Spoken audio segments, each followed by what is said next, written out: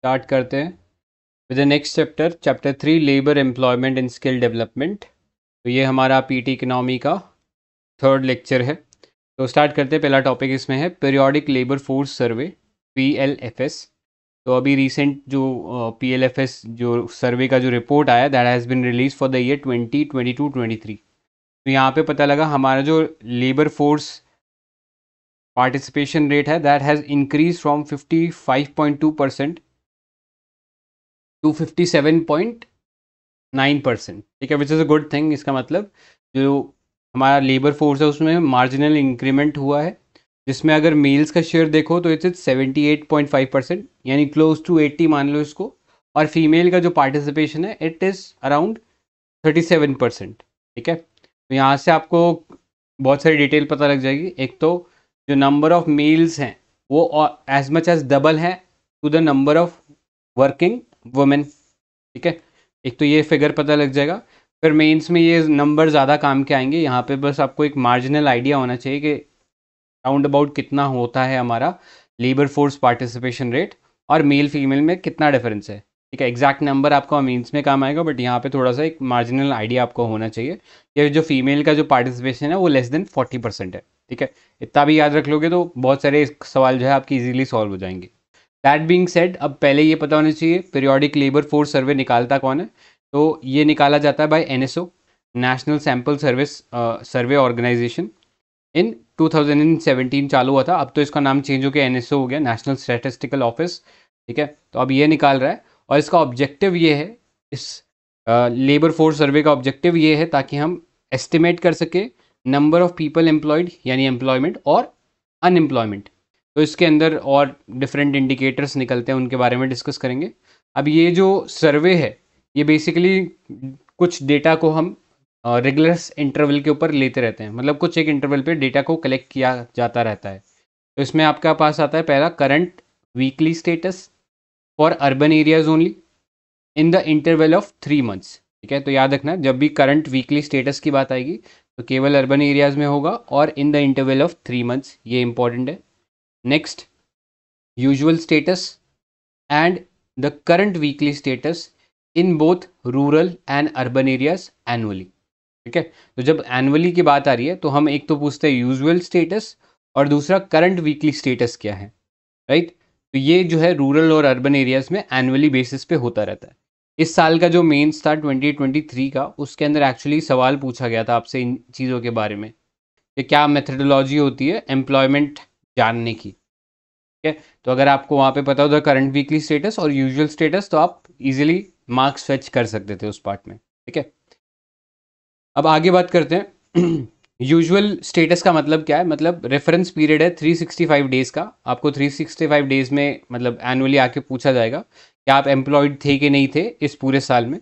उसके हिसाब से जो भी आपका रिस्पॉन्स रहता है उस पर मार्क किया जाएगा कि यू वर एम्प्लॉयड और अनएम्प्लॉयड। ठीक है, नेक्स्ट करंट वीकली स्टेटस में रेफरेंस पीरियड जो होता है 7 डेज़ का रहता है और आपसे पूछा जाता है आप जो पिछला जैसे 3 महीने का पीरियड था या पूरा साल का पीरियड था उसमें कितने हफ्ते आपने वर्क किया। राइट, तो आपसे ये दो सवाल रहेंगे, उसके बेसिस पे जो भी आप आंसर दोगे उसके हिसाब से आपका जो एम्प्लॉयमेंट या अनएम्प्लॉयमेंट स्टेटस है वो डिफाइंड होगा। ठीक है, अब इस लेबर फोर्स जो सर्वे है इससे क्या क्या इंडिकेटर्स निकलते हैं, तो पहला अपने को पता होना चाहिए। First indicator is labour force participation rate. इसका मतलब क्या, percentage of person in the labour force, यानी ऐसे लोग जो कि या तो वर्क कर रहे हैं या फिर वर्क ढूंढ रहे हैं। ठीक है, तो ये चीज़ याद रखना, not only just the people who are working but also the people who are interested और looking for work divided by the population, उसको हम बोलते हैं लेबर फोर्स पार्टिसिपेशन रेट। ठीक है, ये याद रखना है। नेक्स्ट है वर्कर पॉपुलेशन रेशियो। तो percentage of employed person in the population, वो हमारे पास वर्कर पॉपुलेशन आ जाती है। अनएम्प्लॉयड रेट क्या होता है, तो percentage of persons unemployed among the persons in the labour force. तो यहाँ पे कंफ्यूज नहीं होना, पूरा पॉपुलेशन की बात नहीं हो रही। अनएम्प्लॉयड सिर्फ उन्हीं को बोलोगे जो कि एक्चुअली लेबर फोर्स का पार्ट है, मतलब वो आर एलिजिबल टू वर्क। तो इसमें कौन कौन नहीं आएंगे, इसमें ओल्ड एज पर्सन नहीं आएंगे और इसमें बच्चे नहीं आएंगे।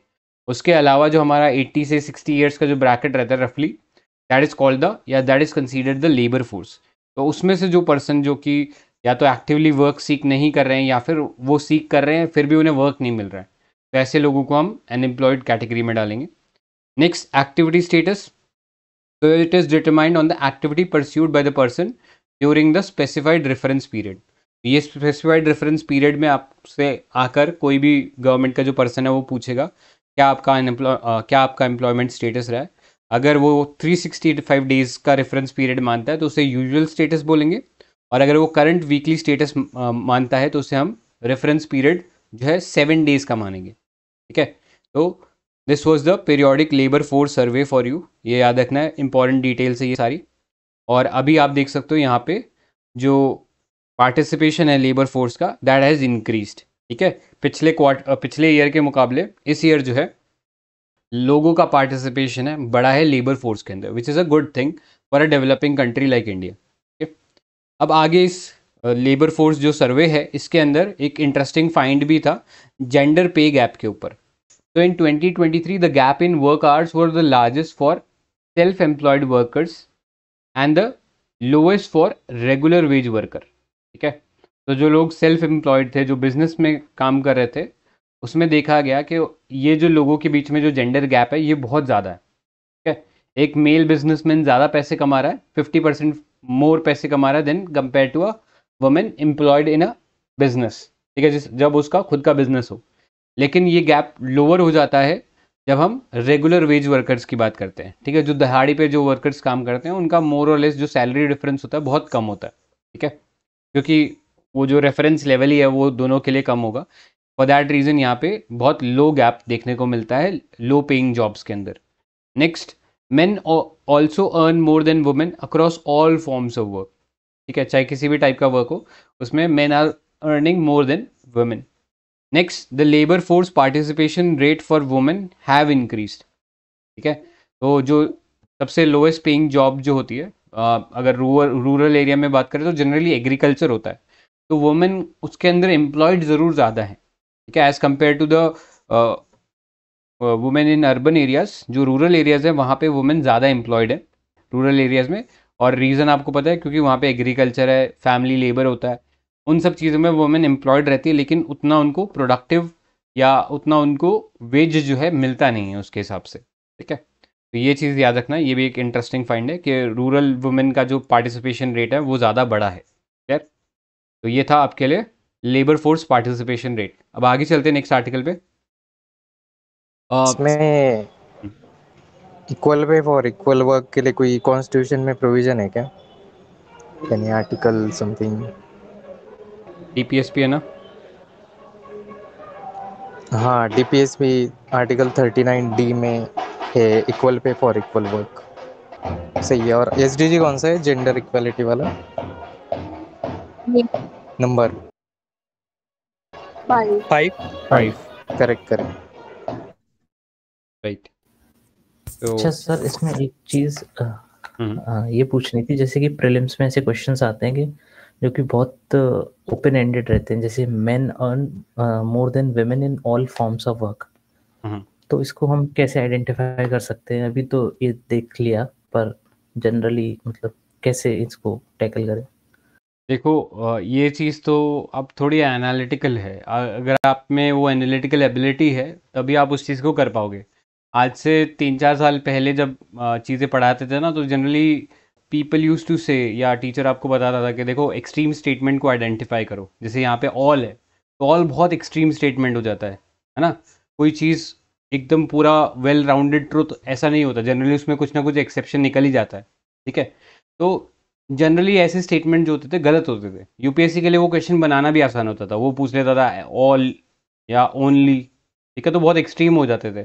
तो आजकल यूपीएससी जानबूझ के ऐसे स्टेटमेंट ज़रूर डालता है जो कि ऐसे एक्सट्रीम हो, सुनने में एक्सट्रीम लगे बट करेक्ट हो. ठीक है. तो पहले तो क्या था, 90% अगर आप वो क्वेश्चन पे ऑल मार्क करके उसे नेगेटिव कराते थे, मतलब उसे एलिमिनेट कर देते थे, तो आपको सही भी हो जाता था. बट अब थोड़ा सा ट्रेंड चेंज हो गया, तो अब ये चीज़ कहना कि ऐसे एक्सट्रीम स्टेटमेंट हमेशा गलत होते हैं विच वुड बी रॉन्ग. ठीक है. क्योंकि यूपीएससी को भी वो ट्रिक्स पता लगे जो बच्चे लगा रहे हैं. राइट. सो जो भी ये यूट्यूबर्स वगैरह, ये कुछ टीचर अभी भी वो ट्रिक्स पढ़ा रहे हैं, तो अब उनका यूज़ नहीं है. राइट. सो ये थोड़ा थोड़ा आपको यही चीज़ें पढ़नी पड़ेंगी, उसी से आपको पता लगेगा ये चीज़ें हैं कि नहीं है. ठीक है. तो यहाँ पे तो हम लोगों ने रिपोर्ट के थ्रू पढ़ लिया, बाकी धीरे धीरे प्रैक्टिस करते रहो. एनालिटिकल एबिलिटी जब आपकी डेवलप होगी तो आप एक अंदाज़ा लगा सकते हो ठीक है, और वो अंदाज़ा एक लेमैन से थोड़ा सा बेटर होगा, राइट। सो वो चीज़ प्रैक्टिस से ही आएगी। Okay sir. ऑलराइट, आगे चलते हैं फिर। Next article, Nobel prize in economics women in labour force. तो नोबेल प्राइज़ अनाउंस हुए थे अभी 2023 लास्ट के अंदर, ठीक है। तो अभी ये इकोनॉमिक्स का जो नोबेल प्राइज़ है उसके बारे में डिस्कस कर लेते हैं। तो this was awarded to Claudia Goldin for advancing the understanding of women's labour market outcomes, ठीक है। तो ये याद रखना है। बेसिकली ज़्यादातर तो नोबेल प्राइज़ वगैरह जो पूछे गए हैं वो जनरली फिजिक्स, केमिस्ट्री या बायोलॉजी के पूछे जाते हैं, बट यू नेवर नो, शायद इकोनॉमिक्स में भी पूछ ले। तो सिंपल ही था, वुमेन का लेबर मार्केट में जो आउटकम्स है उनके ऊपर इनका रिसर्च वर्क था, ठीक है। तो ये नोबेल प्राइज़ इकोनॉमिक्स में क्लॉडिया गोल्डन को दिया गया, ठीक है। थोड़ा सा नोबेल प्राइज़ के बारे में देख लेते हैं। तो नोबेल प्राइज़ एक इंटरनेशनल अवार्ड है given by the Nobel foundation, और ये बना किसके नाम से है? तो एल्फ्रेड नोबेल एक स्वीडिश जो थे वो इन्वेंटर थे। उन्होंने बहुत सारे इन्वेंशन किए थे, जैसे डायनामाइट एक बहुत फेमस इन्वेंशन था उनका। उससे जो भी रॉयल्टी आती है वो ये नोबेल फाउंडेशन में जाती है, एंड देन फिर डिफरेंट डिफरेंट फील्ड्स में जो लीडिंग रिसर्चर्स होते हैं उनको उसके अंदर अवार्ड किया जाता है, ठीक है। तो बेसिकली इनोवेशन को सेलिब्रेट करते हैं। तो Nobel Foundation in Stockholm Sweden was based on the last will of Alfred Nobel, और 1901 से they started to give out this award annually in 5 categories, ठीक है, जो कि ह्यूमन काइंड को बेनिफिट करती है।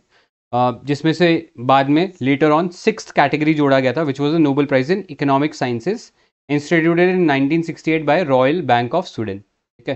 तो वो याद रखना 5 कैटेगरीज थी, जिस जो आपको पता है। पहले तो 3 जो साइंस के अवार्ड हो गए, विच इज़ फिजिक्स, केमिस्ट्री या बायोलॉजी या मेडिसिन बोलते हैं उसे, ठीक है। तो ये 3 फील्ड हो गए। इसके अलावा जो पीस हो गया और लिटरेचर हो गया, ठीक है। बाद में इकोनॉमिक्स का भी जो नोबेल प्राइज़ है वो लेटर ऑन ऐड किया गया, ठीक है। तो ये पता होना चाहिए। अब इसमें बाकी देखो काम का नहीं है। एक चीज़ आजकल रिसेंटली बड़ी न्यूज़ में चल रही है कि ये जो सर्टेन पर्सन है इनको नोबेल प्राइज़ मिलने वाला है, ऐसी कई बार रूमर्स उड़ाई गई, राइट। सो उसके लिए आपको एक स्टेटमेंट पता होना चाहिए। The Nobel statutes prohibit the जजेस, ये लास्ट वाला लाइन है, प्रोहिबिट्स द जजेस from discussing their deliberation for 50 years, ठीक है। अगर कोई पर्सन है जिसको वो डेलिब्रेट कर रहे हैं कि उसको नोबेल प्राइज़ देना चाहिए, तो बेसिकली उसका जो डेलिब्रेशन है वो 50 ईयर्स तक कोई भी नोबल जो जज है, नोबेल प्राइज़ देने वाली कमेटी में जो भी जज है, उसको वो चीज़ पब्लिक को नहीं बतानी है, ठीक है। उसके 50 सालों बाद आप बता सकते हो। अब इस नोबेल प्राइज़ में मिलता क्या क्या है, तो ये पता होना चाहिए। अ Nobel diploma which is a unique work of art, a Nobel medal and a cash prize, ठीक है। तो ये 3 चीज़ें मिलती है। अभी रिसेंटली नहीं, 2-3 साल पहले की बात है, कैलाश सत्यार्थी के घर से जो उनका जो सर्टिफिकेट था, ये नोबल डिप्लोमा जो मिला था, वो बेसिकली चोरी कर लिया था एक चोर ने, ठीक है। तो ये चीज़ न्यूज़ में आई थी कि ये चीज़, मतलब ये चीज़ें मिली थी, और इनमें से ये जो पार्ट था नोबल डिप्लोमा, ये उसने चोरी कर लिया था, और शायद मेडल भी चोरी कर लिया था। तो ये थोड़ी सी एक एडिशनल इन्फॉर्मेशन है जो अपने को पता होनी चाहिए, ठीक है। बाकी ज़्यादा आई डोंट थिंक इसमें ज़्यादा डीप डाइव करने की ज़रूरत है। अब आगे चलते हैं। तो अब बेसिकली क्लॉडिया गोल्डन का जो वर्क था उसके बारे में डिस्कस कर लेते हैं। तो क्लॉडिया गोल्डन ने बोला कि एक यू शेप्ड कर्व होता है, मतलब वुमेन का जो वर्कफोर्स के अंदर जो इवोल्यूशन हुआ या उनका जो वर्किंग है, अगर आप एक टाइम पीरियड के अक्रॉस देखोगे तो यू विल फाइंड कि वर्कफोर्स में जो पार्टिसिपेशन है वो यू शेप्ड रहा है, ठीक है। जब इनिशियली हम बोल सकते हैं प्रिमिटिव सोसाइटी थी, यानी एग्रीकल्चरल सोसाइटी थी, तो वहाँ पे वुमेन का पार्टिसिपेशन अच्छा खासा था, because they were acting as a labourer in the agricultural fields, कि वहाँ पे वो अपने फैमिली के साथ जो भी फील्ड था उसके अंदर वो खेती किसानी कर रही थी। धीरे धीरे क्या हुआ, मॉडर्नाइजेशन आना शुरू हुआ, तो women started moving from rural areas to urban areas. अब अर्बन एरियाज में इनिशियली इंडस्ट्रीज़ के अंदर वो ज़्यादातर मेल डोमिनेटेड थी, ठीक है। तो women were restricted to the household. जब वो अर्बन एरियाज तक आई तो वहाँ पे they were restricted to the household, and males were more or less working in the industries, ठीक है। धीरे धीरे कम हुआ, ऑल्दो बीच में जब हम कह सकते हैं कि वर्ल्ड वॉर 1 हुआ, वर्ल्ड वॉर 2 हुआ, उस पॉइंट ऑफ टाइम पे क्या हुआ था, क्योंकि main were out for war, तो वहाँ पे उनकी जगह वुमेन जो थी वो वर्कफोर्स में शामिल हुई, और वहाँ से वुमेन का थोड़ा पार्टिसिपेशन बढ़ा। बट लार्जली अगर बोले तो जैसे जैसे मॉडर्नाइजेशन होता है और मिडिल इनकम में आती है कोई कंट्री, जब इंडस्ट्रीज फ्लरिश कर रहे होते हैं तो वहाँ पे वुमेन का जो पार्टिसिपेशन होता है कम हो जाता है। धीरे धीरे जब इकोनॉमी और मॉडर्नाइज होती है तो उसमें सर्विस सेक्टर जब आने लग जाता है, अब यहाँ पे क्योंकि वुमेन से एक्सपेक्टेड नहीं होता कि वो बहुत ज़्यादा हार्ड लेबर करे, राइट, तो धीरे धीरे वुमेन का जो पार्टिसिपेशन है वर्कफोर्स में सर्विस सेक्टर आने के बाद फिर से बढ़ने लगा। अपार्ट फ्रॉम दैट इस पॉइंट ऑफ टाइम पे एजुकेशन भी आया, अगेन लोगों में एक सोसाइटल चेंज भी आया, और इसके साथ साथ कुछ कॉन्ट्रासेप्टिव मेथड्स भी आ गए, ठीक है, जहाँ पे फैमिली प्लानिंग की जो एक्सरसाइज थी वो और रिगरस हो गई, और ऐसे में जो वुमेन का पार्टिसिपेशन वर्कफोर्स में फिर से बढ़ने लगा। तो इन दैट सेंस अगर आप देखोगे जब प्रिमिटिव या एग्रीकल्चर या लीस्ट डेवलपिंग सोसाइटी होती है तो वुमेन का पार्टिसिपेशन हायर होता है, ठीक है। धीरे धीरे जैसे जैसे और मॉडर्नाइज होता जाता है टाइम पीरियड के साथ, जो वुमेन का पार्टिसिपेशन है वो कम हो जाता है, एंड देन जैसे ही सर्विस सेक्टर आता है तो फिर से मॉडर्नाइजेशन के साथ वुमेन का जो पार्टिसिपेशन है वर्कफोर्स में बढ़ जाता है, ठीक है। तो ये चीज़ बेसिकली उन्होंने अपने इस यू शेप्ड कर्व में बताई थी। बाकी अगेन ज़्यादा डीप डाइव करने की ज़रूरत नहीं है, बहुत सिग्निफिकेंट मुझे लगा नहीं कि इसमें कुछ पढ़ने जैसी चीज़ थी, ठीक है। तो बेसिक कहने का मतलब यही था कि वुमेन का जो लेबर फोर्स पार्टिसिपेशन है that is high for poor country, क्योंकि वहाँ पे एग्रीकल्चर है, और इसीलिए हमारे इंडिया में भी एक टर्म यूज़ करते हैं ना, फेमिनाइजेशन ऑफ एग्रीकल्चर, ठीक है, फेमिनाइजेशन ऑफ एग्रीकल्चर, वो भी अगेन इसी चीज़ से ही इंस्पायर्ड। और फिर उसके बाद जैसे जैसे मॉडर्नाइज होता है तो लो मिडिल इनकम कंट्रीज जहाँ पे इंडस्ट्रीज अभी स्टार्ट हुए हैं वहाँ पे वुमेन का पार्टिसिपेशन लो हो जाता है, एंड देन जैसे ही सर्विस इंडस्ट्रीज आती हैं तो वापस से वुमेन का जो पार्टिसिपेशन है इंक्रीज होने लग जाता है, ठीक है। तो ये था यू शेप कर्व। अब इंडिया के रेस्पेक्ट में बात करें, जैसे हम लोगों ने थोड़ी देर पहले डिस्कस किया था, कॉन्स्टिट्यूशनल आर्टिकल हम लोगों ने डिस्कस किया, 39D डिस्कस किया था, एंड SDG 5 डिस्कस किया था जो कि जेंडर पैरिटी के बारे में बात करता है। अब इंडिया के अंदर कुछ लेजिस्लेशन भी हैं जो पता होने चाहिए आपको। पहले हमारे पास इक्वल वेजेस पेमेंट एक्ट था, बट अब हम लोगों ने उन सब लेबर कोड्स को सब्ज्यूम कर लिया अंडर 4 ब्रॉड कैटेगरीज, ठीक है। 4 कोड्स हम लोगों ने लेबर कोड्स बनाए, तो उसमें वुमेन जो इश्यूज है जिनको एड्रेस करने के लिए कोड्स है वो पता होने चाहिए। पहला है code on social security 2020, maternity leave up to 26 weeks, ठीक है। आपको पता है यूपीएससी ने एक बार इसी पे ही क्वेश्चन पूछ लिया था कि ये मैटरनिटी लीव कितने दिनों की मिलती है, ठीक है। तो ये अभी 26 वीक की मिलती है under the code on social security 2020। इसके अलावा मैंडेटरी क्रच फैसिलिटी है, ठीक है। जो फैक्ट्रीज होंगी जहाँ पे अगर लेट्स से 20 से ज़्यादा एम्प्लॉयज़ हैं और वहाँ पे वुमेन भी है तो उनके उनके बच्चों के लिए क्रच बनाना पड़ेगा, जहाँ पे उनके छोटे बच्चे जो हैं वो खेल सकते हैं या फिर रह सकते हैं safely. Next code on occupational safety health and working condition 2020। तो यहाँ पे employment of women in above the ground mines and in below ground working in technical and supervisory and managerial role, right. तो women का ध्यान रखा, मतलब उनकी safety का ध्यान रखना जाना चाहिए, और उनका employment above the ground mines और जो टेक्निकल सुपरवाइजरी रोल है उनमें किस तरीके से होगा उसके बारे में गाइडलाइंस दी हुई है। And lastly code on wages 2019, तो no discrimination among employees on the ground of gender, मतलब अगर कोई वुमेन और कोई मेन है और सेम प्रोफाइल पे है तो उनके बीच के अंदर वेजेस में कोई गैप नहीं होना चाहिए, राइट। तो ये चीज़ें हैं जो कि इंडिया के लेजिस्लेशन में इनकॉर्पोरेटेड है, तो एज टू एंश्योर कि जेंडर गैप ना बढ़े या ये जो जेंडर गैप है ये रिड्यूस हो, ठीक है। तो ये पता होना चाहिए आपको। आगे चलते हैं। नेक्स्ट देखो गिग इकनॉमी, अभी बहुत ही बोल सकते हैं कि वो टर्म है, काफ़ी फैशन में ये वाला टर्म, राइट। कंपनीज क्या करती हैं, वो हायर नहीं करती एम्प्लॉयज़ को और उनको पार्टनर बना के बोलते कि ये हमारे पार्टनर है, और उनको कोई बेनिफिट प्रोवाइड नहीं करती है, राइट। सो इसी के अगेंस्ट बहुत सारे प्रोटेस्ट चल रहे हैं अक्रॉस इंडिया। अभी ब्लिंकिट के वर्कर्स ने प्रोटेस्ट किया था थोड़े दिन पहले, जोमेटो, उससे पहले अर्बन कंपनी, और ये सब का जो है कंपनीज़ के जो एम्प्लॉयज़ थे बार बार प्रोटेस्ट करते रहे हैं टाइम एंड अगेन। तो ये गिग इकनॉमी होती क्या है?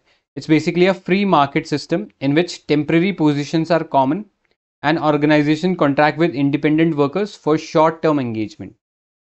तो जो एक ट्रेडिशनल एम्प्लॉयमेंट जो सिस्टम होता है जहाँ पे एक एम्प्लॉयर होता है और एक एम्प्लॉय होता है जिनके बीच में कॉन्ट्रैक्ट होता है और फिर वो एक ट्रेडिशनल सेटअप में काम करते हैं, वैसा नहीं होता गिग इकनॉमी में। ये बेसिकली एक फ्री मार्केट सिस्टम है जहाँ पे जो पर्सन जिसको काम की ज़रूरत है या कुछ पैसों की ज़रूरत है वो एक ऑर्गेनाइजेशन के पास जाएगा और उसके साथ शॉर्ट टर्म एंगेजमेंट रखेगा, जहाँ पे उसे जो ट्रेडिशनल सिस्टम है एम्प्लॉयर और एम्प्लॉय का वो फॉलो करने की ज़रूरत नहीं है। ठीक है, यहाँ पे अपने मन मर्जी के हिसाब से वो काम कर सकता है, यहाँ पे उसे फ्लेक्सिबिलिटी मिलती है, ठीक है, काम करने की। और अकॉर्डिंगली एम्प्लॉयर जो है उसे भी फ्लेक्सिबिलिटी मिलती है कि वो जब चाहे तब काम को रोक भी सकता है, ठीक है। तो अब गिग वर्कर के बारे में बात करें तो ब्रॉडली दो कैटेगरीज बोल सकते हैं गिग वर्कर की। एक होता है प्लेटफॉर्म गिग वर्कर, यानी ऐसा गिग वर्कर जो कि सारा जो वर्क है वो एक प्लेटफॉर्म पे डिपेंडेंट है या एक ऑनलाइन सॉफ्टवेयर पे डिपेंडेंट है, जैसे जोमेटो, स्विगी, ठीक है, ओला, उबर, ये सब प्लेटफॉर्म गिग कंपनी बोल सकते हैं। On the other hand there are non platform gig workers, यानी ऐसे पर्सन जो कि फ्रीलांसिंग का काम कर रहे हैं, ठीक है, किसी एक कंपनी के लिए, और बहुत शॉर्ट टर्म के लिए या फुल टाइम भी कर रहे हैं, बट फ्लेक्सिबल तरीके से काम कर रहे हैं, ठीक है। They are not dependent on one single platform for the employment opportunity, उसको बोलते हैं नॉन प्लेटफॉर्म गिग वर्कर, ठीक है, या फ्रीलांसर, राइट। अब इससे फ़ायदा क्या है, मतलब अगर आपसे क्वेश्चन पूछ लिया जाए सिंपली रीजंस बताओ क्यों इंक्रीज हो रहा है गिग इकोनॉमी, तो एक तो इंडिया में इंटरनेट बहुत तेज़ी से राइज हुआ है, ठीक है, और स्टार्टअप कल्चर है। स्टार्टअप्स ऐसी कंपनियां जिनके पास उतना फंडिंग होता नहीं, तो वो जो अपना जो कॉस्ट है, एम्प्लॉय कॉस्ट है, उसको कम रखने के लिए दे हायर सच पीपल, ठीक है, on short term contracts. Next, interoperability हो गई है प्लेटफॉर्म्स की, राइट। अब आप फ्रीक्वेंटली किसी को भी हायर कर सकते हो और को अकॉर्डिंगली पेमेंट वगैरह कर सकते हैं हम लोग, ठीक है। नेक्स्ट, चेंजिंग वर्क अप्रोच है। लोगों का जो नज़रिया थोड़ा सा बदल गया, like people nowadays are looking for work from home opportunities, जो कि पहले नहीं होती थी, right. Next, rising demand for contract employees, ये सारे जो चीज़ें हैं जिसकी वजह से हम देख रहे हैं कि गिग इकोनॉमी का राइज हो रहा है इंडिया के अंदर और अक्रॉस द वर्ल्ड ऑल्सो, ठीक है। तो ये चीज़ें पता होनी चाहिए। आगे चलते हैं, रेगुलेटरी फ्रेमवर्क के बारे में बात कर लेते हैं। अब आपको ये तो पता लग गया कि एडवांटेजेस हैं, लेकिन इसके साथ साथ बहुत सारे डिसएडवांटेजेस हैं, और इसी कारण जो लोग हैं वो कई बार प्रोटेस्ट करते हुए दिखते हैं आपको, है ना, जगह जगह। तो ये चीज़ें थोड़ी सी ध्यान रखने लायक है हमारे लिए। सो पहला देखो, इसमें code on wages 2019, it provides for universal minimum wage and floor wage across organise and unorganise sector including gig worker, ठीक है। तो मिनिमम वेज और फ्लोर वेज जो है वो दी गई है। अब हमारे कॉन्स्टिट्यूशन में जो है एक टर्म लिखा है लिविंग वेज, कोई बता सकता है डिफरेंस क्या है? एनीबॉडी, क्या डिफरेंस है इन तीनों टर्म्स में? फ्लोर वेज वो है जो जिसके नीचे it the wages should not be given, मतलब this is set by the centre, floor wage. और मिनिमम वेज वो है, it differs from state to state depending on the floor wage. मतलब फ्लोर वेज तो बेस है, state की मर्जी अब like what they want to set their minimum wages. And living wage I guess ये I am not sure about living veg.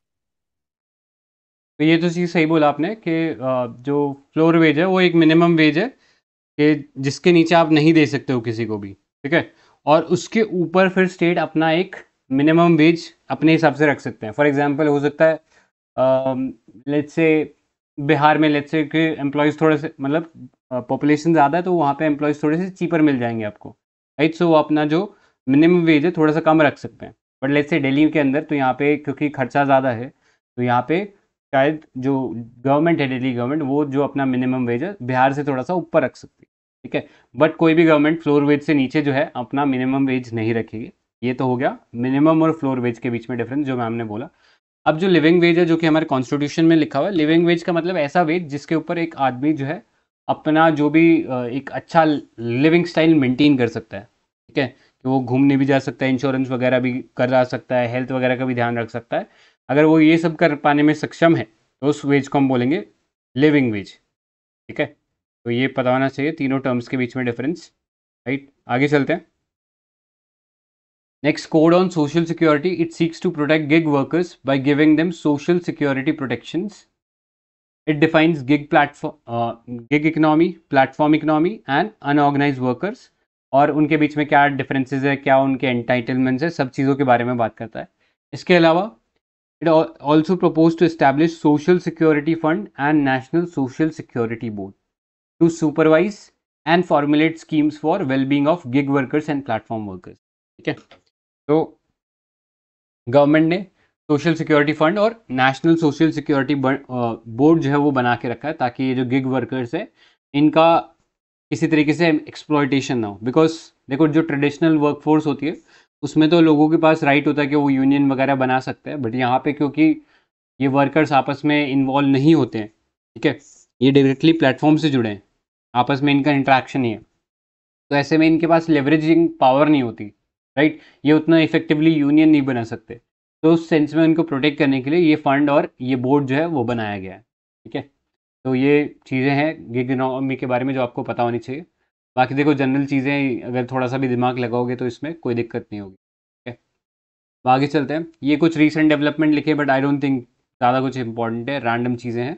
वैसे ये याद रख लेना, G20 जो लेबर और एम्प्लॉयमेंट मिनिस्टर मीटिंग हुई थी 2023 के अंदर, दे concluded bye adopting an outcome document on sustainable social protection for gig and platform worker. ठीक है, तो बस ये याद रख लेना, G20 में गिग वर्कर से लेके एक बेसिकली आउटकम डॉक्यूमेंट जो था उसको अडॉप्ट किया गया था। ठीक है, बाकी ज़्यादा कुछ इंपॉर्टेंट नहीं है इसमें। राइट, आगे चलते हैं।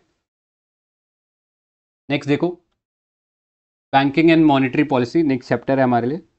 इसमें पहला है incremental cash reserve ratio, ICRR। तो अभी रिजर्व बैंक ऑफ इंडिया जो है, RBI, उसने ICRR जो है उसका इस्तेमाल किया to absorb the surplus liquidity in the system. ठीक है, अभी ICRR को देखने से पहले एक बार CRR डिस्कस कर लेते हैं, कैश रिजर्व रेशियो। तो ये आपको पता है, जो भी बैंक का जितना भी उसके पास net demand and time liability होती है, वो उसको कुछ उसका जो अमाउंट है, जो भी RBI ने डिसाइड कर रखा है, जितना भी CRR होगा उसके उतना अमाउंट जो है उन्हें रिजर्व रखना पड़ेगा। किसके साथ? तो RBI के साथ वो पैसा जो है उन्हें रिजर्व रखना पड़ेगा। ठीक है, in form of liquid cash, right, तो पैसे के फॉर्म में उन्हें रखना पड़ेगा। It could not be in form of bonds, वो केवल कैश के फॉर्म में होगा, और कैश सबसे लिक्विड एसेट होता है, राइट। और रखना किसके साथ है? RBI के साथ रखना है, और इस पर उन्हें कोई इंटरेस्ट भी नहीं मिलेगा। तो ये चीज़ें पता होनी चाहिए, कोई इंटरेस्ट नहीं मिल रहा, RBI के साथ अकाउंट में रखना है और लिक्विड यानी कैश में रखना है। ठीक है, net demand and time liability shows the difference between the sum of the demand and time liabilities of the bank and the deposit in form of asset held by the bank। ठीक है, जो भी bank का पास एक point of time पे जितना भी demand है और जितना भी उसके पास एसेट है, उसका जो भी ग्रॉस बचता है, वो जो सामान उसके पास है, एसेट जो या कैश जो उसके पास है, उसे उसका कुछ परसेंट जो है कैश रिजर्व रेशियो में रखना पड़ेगा विद द RBI। ठीक है, और RBI क्यों रखता है ये चीज़, CRR क्यों रखवाता है? ताकि बैंक रन ऑफ ना हो सकता है कोई पॉइंट के ऊपर बैंक से लेने वाले ज़्यादा हो जाएं एज़ कम्पेयर टू जो बैंक्स को एक्चुअली डिपॉजिट जाके कर रहे हैं। तो ऐसे सिचुएशन में बैंक रन ऑफ ना हो, इसलिए एक सिक्योरिटी मेजर के तौर पे CRR जो है वो बैंक्स को रखना पड़ता है विद द RBI। और ये कहाँ पे मैंडेटेड है? तो this is mandated under the RBI act of 1934, जिसमें क्लियरली बोला गया है all scheduled commercial banks are required to maintain the CRR। ठीक है, जितने भी शेड्यूल्ड कमर्शियल बैंक्स हैं उन सबको CRR मेंटेन करना है। ठीक है, अब CRR तो आपको पता लग गया, ये सब लोगों ने पढ़ा ही है। अभी जो रिसेंट जो टर्म आया दैट इज़ ICRR, कि ये इंक्रीमेंटल कैश रिजर्व रेशियो क्या है। ठीक है, तो यहाँ पे एक एग्जांपल से समझते हैं। For example, let's say net demand time liability 100 rupees थी। अब RBI ने बोला दैट CRR इज़ 4.5%। ठीक है, तो इसका 4.5% निकालोगे तो 4.5 रुपीज़ आपके पास आ जाएगा। तो ये वाला पैसा बैंक को रखना है RBI के अकाउंट के साथ, ठीक है, लिक्विड फॉर्म में। लेकिन ICRR क्या है? लेट्स से मेरे पास ऑलरेडी 100 रुपीज़ थे। ठीक है, अब मैं क्या कर रहा हूँ, उस 100 रुपीज़ के बाद में मेरे पास और एक्स्ट्रा एडिशनल फंड आ गया। ठीक है, जैसे इस केस में देखो 150 रुपीज़ था, अब मेरे पास CRR निकालूंगा 4.5% के हिसाब से तो 6.75 आया। लेकिन अब मेरा जो नेट डिमांड टाइम लाइबिलिटी है उसमें 50 रुपीज़ का इंक्रीज़ हो गया। ठीक है, अब मैं क्या कर रहा हूँ, 10% ICR लगा रहा हूँ क्योंकि RBI ने ऐसा बोला है, और इसके अंडर 5 रुपीज़ एक्स्ट्रा मेरे को मेंटेन करना पड़ेगा। और ये क्यों करना पड़ रहा है? ताकि जो एक्सेस लिक्विडिटी बैंक्स के पास आ गई है उसे हम एब्जॉर्ब करवा लें, या RBI उसे एब्जॉर्ब करा ले, ताकि इन्फ्लेशन कंट्रोल में आ जाए। राइट, तो इसमें जो टोटल मेंटेनेंस है विद RBI दोनों का एडिशन 6.75 + 5 विच इज़ 11.75। तो ये जो टोटल अमाउंट जो कि मेंटेन करना पड़ रहा है that is due to the additional pressure on the banks due to incremental cash reserve ratio, ठीक है। तो ये भी अगेन आरबीआई के साथ ही रखना है, but this would be in addition to the CRR, ठीक है। जो सीआरआर वो ऑलरेडी मेंटेन कर रहा है, उसके ऊपर ये आईसीआरआर जो है मेंटेन करना पड़ेगा। क्लियर। अब इसके इफेक्ट्स की बात करें तो जैसे कि बताया कि एक्सेस जो लिक्विड, ये सर एक्स्ट्रा कहाँ से आएगा एनडीटीएल बैंक के पास? जो एक्सेस जो लिक्विडिटी होती है ना, तब लोग जो है हाँ, बैंक के पास डिपॉजिट कर रहे हैं, तो वहां से आएगा, ठीक है। तो वो तो डिपॉजिट में कैलकुलेट हो जाएगा ना, तो बैंक का net demand and time liabilities ही बढ़ जाएगा सर। हाँ, तभी तो वो ये टर्म लिखा तो ना, उसका न्यू कुछ new demand time and liability. तो इसको अगेंस्ट बेस ईयर ऐसा कुछ है क्या? अभी बेस ईयर वैसा तो कुछ नहीं है, और ये तो अगेन थोड़ा सा और इसको डिटेल में पढ़ेंगे तो पता लगेगा। एक्स्ट्रॉर्डिनरी सिचुएशन, कुछ एक्स्ट्रॉर्डिनरी सिचुएशंस आते हैं, जैसे विड्रॉल ऑफ 2000 नोट्स नीचे लिखा है ना, उस करेक्ट, टाइम एक्सेस लिक्विडिटी हो जाती है। राइट। ओके तो ओके। बहुत ऐसे एक्स्ट्रा ऑर्डिनरी सिचुएशन में मतलब इसको यूज़ कर रहे हैं, ऑल दो आगे और भी पढ़ेंगे, but this is one of the many tools that the RBI has to absorb excess liquidity.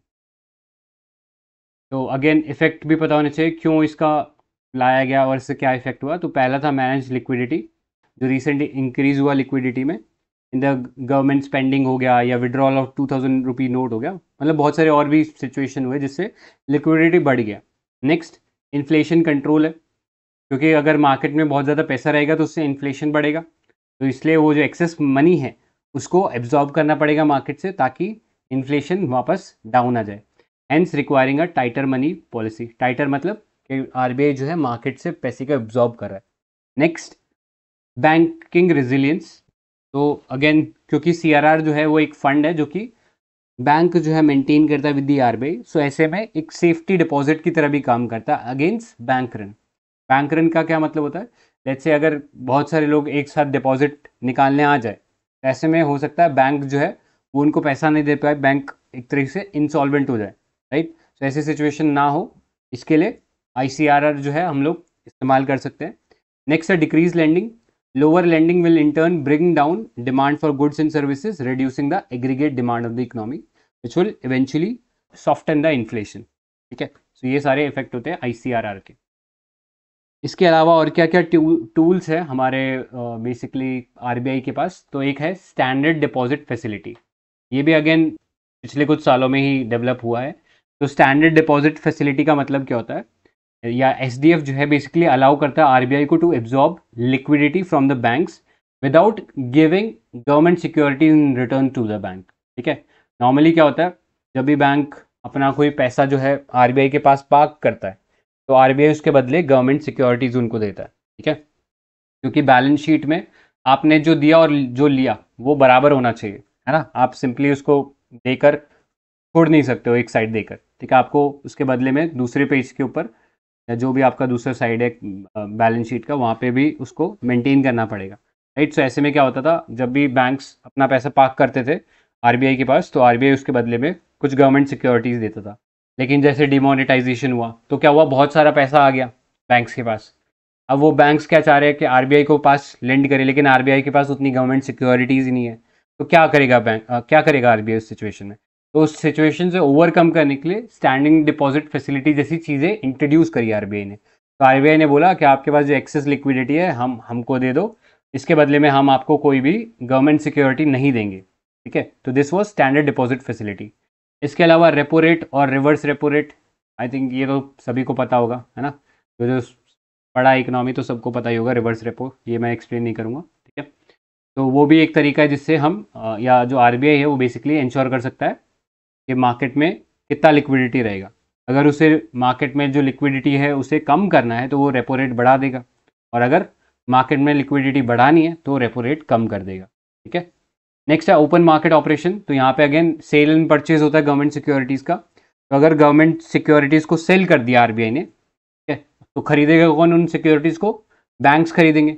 और जब बैंक्स उन सिक्योरिटीज़ को खरीदेंगे तो बैंक उसकी जगह पैसा जो है आरबीआई को दे देंगे, ठीक है। इससे भी क्या होगा, इन्फ्लेशन कंट्रोल में आएगा, right. Lastly ways and means है। तो कोई बता सकता है वेज एंड मीन्स होता क्या है, what is ways and means.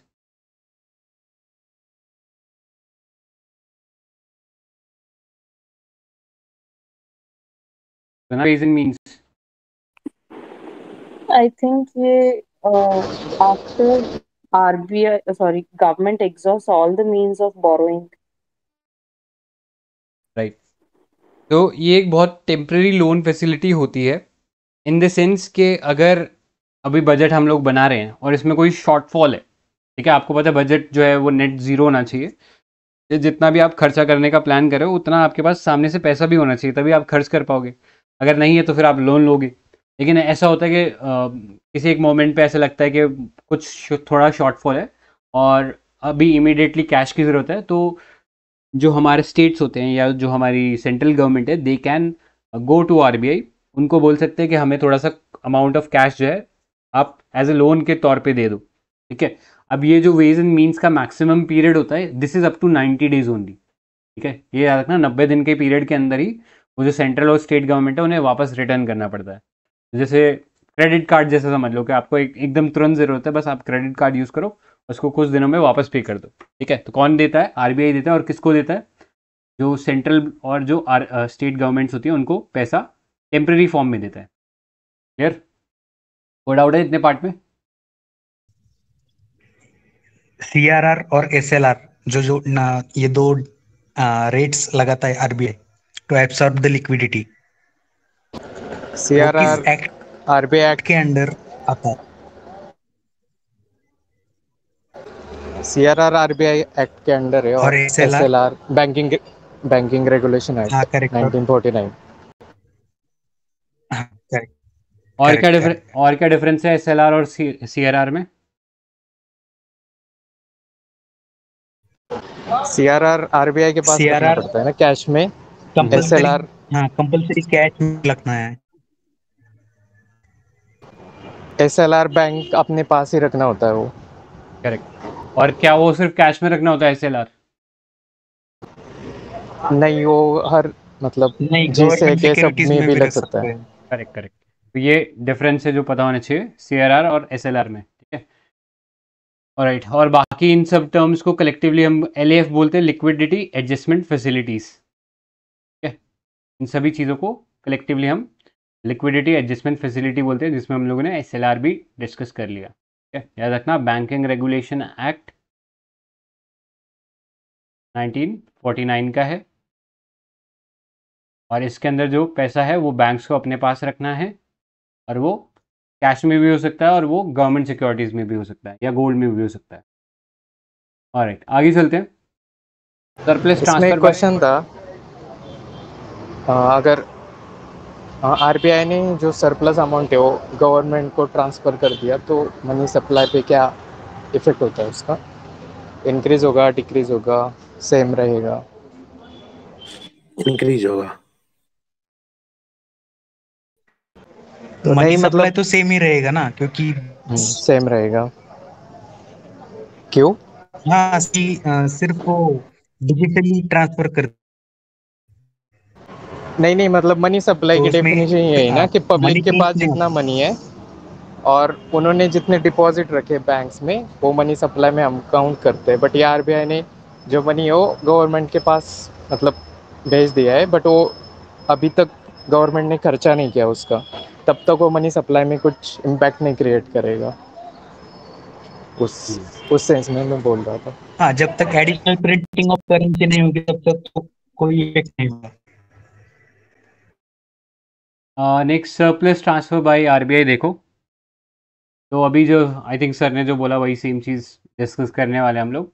तो अभी आरबीआई ने जो ट्रांसफ़र किया है that was up to the amount of 87,416 crore as surplus were transfer to the central government या union government for the year 2022-23 by the RBI, ठीक है। तो आरबीआई के पास जो भी सरप्लस होता है वो कुछ अमाउंट उनको सेंट्रल गवर्नमेंट के साथ शेयर करना पड़ता है, ठीक है।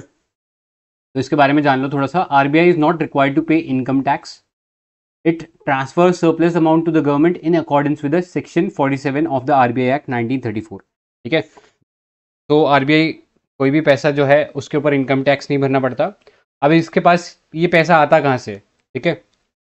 तो जो भी फॉरेन एक्सचेंज का जो मैनेजमेंट हो गया, जो भी इसके पास एसेट्स है जो एसेट्स इसके पास पड़े हैं, राइट, उसका जब वो सेलिंग करता है उससे जो इसको गेन होता है, right. So in that sense profit he profit है, जो इसका खर्चा है वो काफ़ी कम है, खर्चा बस इसका जो प्रिंटिंग का कॉस्ट है वही खर्चा है, और जो एम्प्लॉयज़ वगैरह की सैलरी है वो लार्जली वही खर्चा है। बाकी अगर देखा जाए एज अ परसेंटेज के जो एक्सपेंडिचर है वो काफ़ी कम है as compare to the income that is generates. लेकिन इनकम जनरेट करने का आरबीआई का काम नहीं है, उसका काम बस एक तो इन्फ्लेशन मैनेजमेंट करना है और जो फॉरेन एक्सचेंज जो है उसको मैनेज करना है, right. So in that sense जो भी पैसा जनरेट होगा वो इसको कोई काम का नहीं है, और उस पैसे को इसे ट्रांसफ़र करना पड़ेगा टू द सेंट्रल गवर्नमेंट, और ये as per the RBI act 1934 में क्लियरली लिखा हुआ है, ठीक है। तो ये चीज़ याद रखना है। और दूसरा चीज़ आपको पता होना चाहिए, अब ऐसा नहीं है कि जो भी सारा पैसा इनके पास एक्स्ट्रा वो सब ट्रांसफ़र कर देंगे, ऐसा नहीं होता। आरबीआई को एक बेसिकली कुछ फंड मेंटेन करना पड़ता है in form of contingency fund. तो कॉन्टिजेंसी क्या होता है, अगर कॉन्टिजेंसी वर्ड ही देखो तो सिंपली मतलब कोई प्रॉब्लम आ गई, ठीक है, तो कोई होता है ना अपने पास कोई प्रॉब्लम आ जाए तो अपने पास कुछ फंड होना चाहिए। तो वैसे ही अगर लेट्स से कोई बहुत वॉलेटाइल एक्सचेंज रेट हो रहा है और वहाँ पे आरबीआई को बेसिकली उस वॉलेटिलिटी को कंट्रोल करना है, तो उसे पैसा या तो छोड़ना पड़ेगा या पैसा एब्जॉर्ब करना पड़ेगा। तो उसको ऑपरेशन को करने के लिए उनके पास थोड़ा अमाउंट पैसा होना चाहिए, तो उसको वो कॉन्टिजेंसी फंड में रख लेती है। इसके अलावा एसेट डेवलपमेंट फंड जो है, इन दो कामों के लिए आरबीआई उस पैसे का कुछ पार्ट जो है, जो भी सरप्लस जनरेट हुआ है उसका कुछ पार्ट रख लेता है, बाकी जो पार्ट है it has to transfer to the central government, right. लेकिन कितना पार्ट ट्रांसफ़र करना है इसके ऊपर काफ़ी कन्फ्यूजन था, ठीक है। तो एक्चुअली 2013 में मालीगाम कमेटी ने रिकमेंडेशन दिए थे कि इतना अमाउंट ऑफ पैसा जो है आरबीआई को जो है सेंट्रल गवर्नमेंट को दे देना चाहिए। लेकिन उसके बाद भी ऐसा देखने को मिल रहा था कि जो पैसा आरबीआई के पास था दैट वाज डिसप्रपोर्शनेट, मतलब उसकी उतनी ज़रूरत नहीं थी, फिर भी उन्होंने वो पैसा रख रखा था। तो उसके बाद में एक और नई कमेटी बनी, Bimal Jalan committee, under the revised economic capital framework of 2014 and 15। अब ये जो बिमल जलान की कमेटी थी, इन्होंने जो रिकमेंडेशन दिया उसके बेसिस पे अब जो है ट्रांसफ़र, जो सरप्लस है आरबीआई के पास वो गवर्नमेंट को वो ट्रांसफ़र कर रहे हैं। और इसमें देखा गया है कि जो गवर्नमेंट को जो सरप्लस मिल रहा था that has increased, substantially increase, ठीक है। तो यहाँ से आप देख सकते हो अराउंड 16-17 के बाद ये जो बिमल जलान कमेटी है इसका रिकमेंडेशन आया था, और वहाँ से जो आरबीआई से जो फंड आ रहा है वो एकदम शूट अप कर गया, ठीक है। उससे पहले देखोगे तो बहुत कम था, 11-12 के अराउंड 15,000 करोड़ था, बट वो एक पॉइंट पे बढ़ के 1,50,000 से भी ऊपर चला गया था, और उसके बाद अभी 99,112 करोड़ पे था लास्ट टाइम।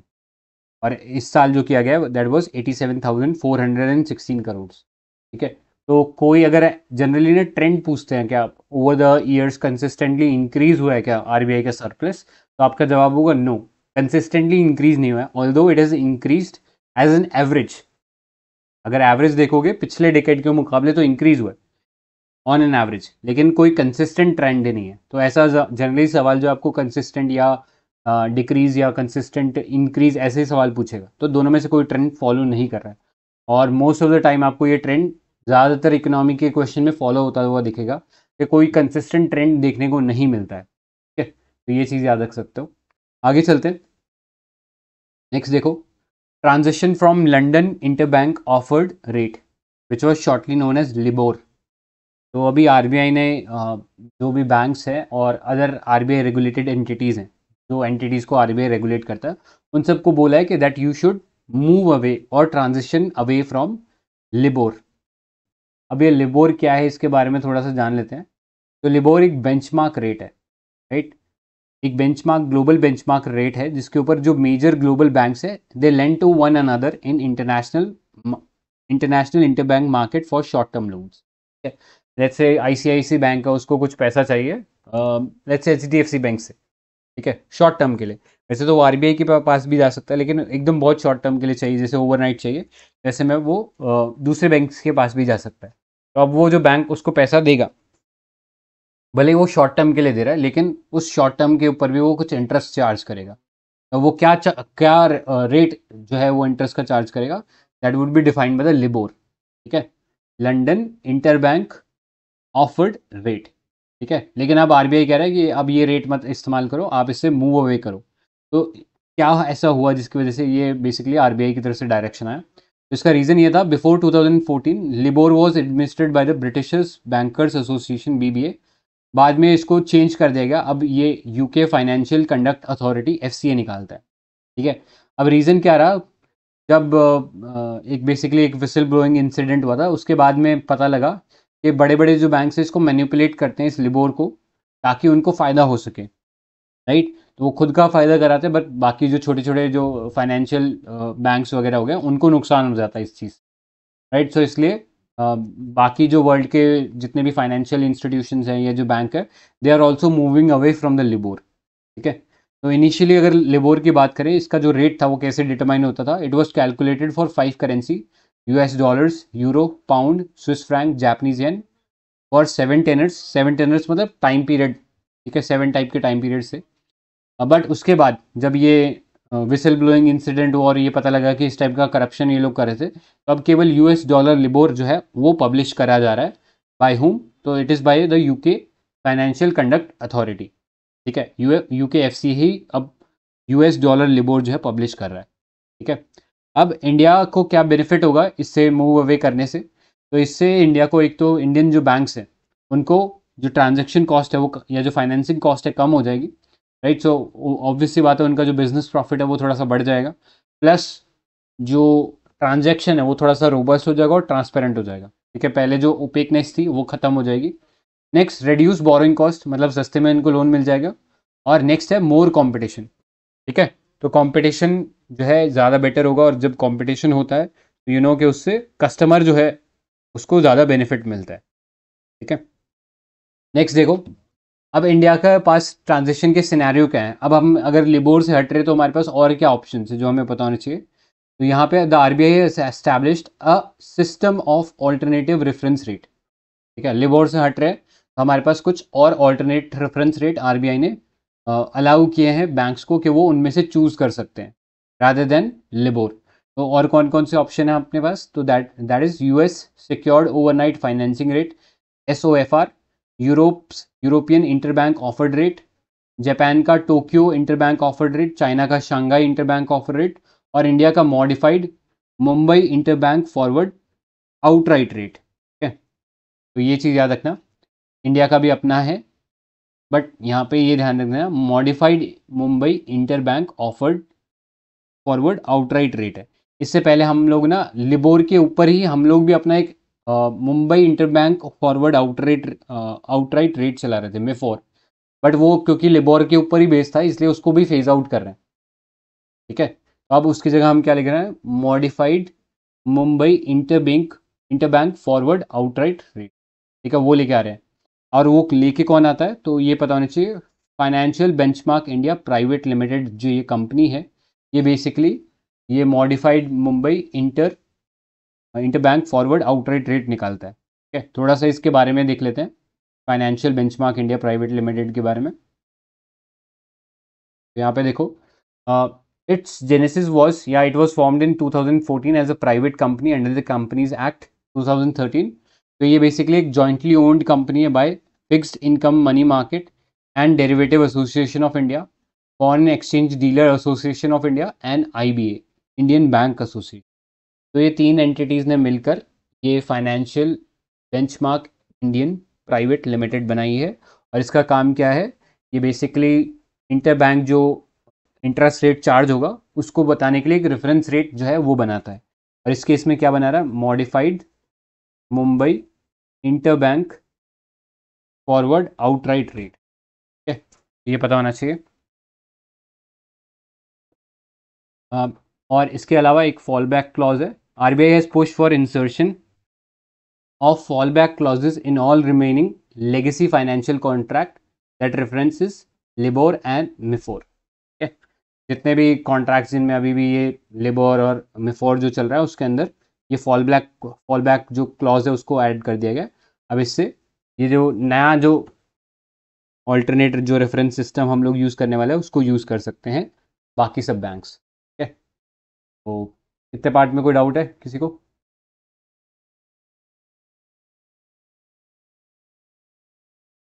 ठीक है, फिर आगे चलते हैं,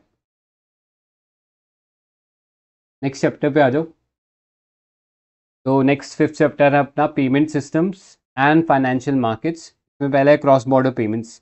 ठीक है, तो ये तो समझाने की ज़रूरत नहीं है क्रॉस बॉर्डर पेमेंट क्या है, क्योंकि इंडिया से बाहर अगर आप कोई पेमेंट कर रहे हो या कोई भी कंट्री से बाहर अगर कोई पेमेंट सेटल करने की कोशिश कर रहे हो तो ये सारी पेमेंट्स क्रॉस बॉर्डर पेमेंट्स कहलाएंगी। अभी न्यूज़ में इसलिए था बिकॉज G20 टेक प्रिंट 2023 जो हुआ उसके अंदर आरबीआई और बैंक फॉर इंटरनेशनल सेटलमेंट्स उन्होंने इनोवेशन हब ऑर्गेनाइज किया था to promote the innovative solution for improving cross border payments. ये BIS कहीं पे पढ़ा है अपन ने, किसी को पता है हेडक्वार्टर कहाँ है BIS का? बेज़ल। बेसल। बेज़ल, ये पता होना चाहिए। आगे चलते हैं। तो क्रॉस बॉर्डर पेमेंट्स अभी it is expected to reach around $290 trillion by 2030। कोई काम का नहीं है, प्रीलिम्स का पर्सपेक्टिव से किसी काम का नहीं है, बस बताने के लिए बोल दिया। इसके अलावा कैसे करते हैं क्रॉस बॉर्डर पेमेंट्स, तो जनरली हम लोग इंटरनेशनल वायर ट्रांसफर्स का इस्तेमाल करते हैं like Swift, society for world wide inter bank financial telecommunication network. तो फॉर एग्जांपल इंडिया का HDFC बैंक है, उससे लेट्स से हांगकांग में कोई पर्सन बैठा है, लेट्स से HSBC बैंक है वहाँ पे हांगकांग के अंदर, ठीक है, उसको लेट्स से कुछ अमाउंट ऑफ पैसा ट्रांसफ़र करना है। ये बेसिकली जो कम्युनिकेशन होता है इन दोनों के बीच में ये पैसे का ट्रांसफ़र का, that is done through Swift. ठीक है, स्विफ्ट एक सिस्टम है या टेक्नोलॉजी है जिसके थ्रू ये ट्रांसफ़र अवेलेबल होता है। ठीक है, अभी रशिया ने जब वॉर कर दिया था या वॉर डिक्लेयर कर दिया था यूक्रेन के ऊपर, तो उसे इस नेटवर्क से बाहर निकाल दिया गया था, तो वो इंटरनेशनल पेमेंट रिसीव नहीं कर पा रहे थे रशियंस। नेक्स्ट, इसके अलावा और भी बहुत सारे तरीके होते हैं क्रॉस बॉर्डर के, जैसे इंटरनेशनल मनी ऑर्डर्स। तो यहाँ पे कोई थर्ड पार्टी इन्वॉल्व होती है जो कि आपका पैसा जो है A से B जो प्लेस है उसके बीच में डिलीवर करके आती है। इसके अलावा आपके पास डिजिटल वॉलेट्स है, जैसे पेपैल हो गया। ठीक है, पेपैल के थ्रू आप कोई पर्सन लेट्स से US में बैठा है उसको यहाँ से पैसा ट्रांसफ़र कर सकते हो डायरेक्टली, राइट। इसके अलावा क्रिप्टो करेंसीज है जिसमें कोई भी कन्वर्जन चार्ज नहीं लगता, वो ज़्यादा इफेक्टिव है as compare to other traditional cross border payments, right. तो ये चीज़ें होती है। अब आगे चलते हैं, सिग्निफिकेंस की बात करते हैं। तो बेसिकली ग्लोबलाइजेशन है, हम इंपोर्ट कर रहे हैं एक्सपोर्ट कर रहे हैं, तो उसका जो पेमेंट है हमें अक्रॉस द वर्ल्ड लेना पड़ता है, राइट। सो ऐसे में हमें इंप्रूव करने की ज़रूरत है access to the global market, तो उसमें क्रॉस बॉर्डर पेमेंट जो है काम आता है हमारे। इसके अलावा फाइनेंशियल इंक्लूजन इंश्योर करता है ना, जो अंडर सर्व कंट्रीज़ है जहाँ पे डेवलपमेंट कम है उनको पैसे की थोड़ी ज़्यादा ज़रूरत होती है, राइट। तो ग्रांट इन एड्स हो गया इसके थ्रू, या जो भी वो सामान एक्सपोर्ट कर रहे हैं उसको चीपर इंपोर्ट के मतलब चीपर ड्यूटीज़ लगा के कंट्रीज जब इंपोर्ट करती है तो उन्हें वापस पैसा भेजना भी पड़ता है। ठीक है, तो इन सब तरीक़ों से क्रॉस बॉर्डर पेमेंट्स इंपॉर्टेंट हो जाती है। इंडिया में आपको पता है रेमिटेंसेज आते हैं, India is the largest remittance receiver. ठीक है, इंडिया के बाद सेकंड नंबर किसका आता है रेमिटेंस में? नहीं idea? US, I'm sorry, sir. Mexico. China.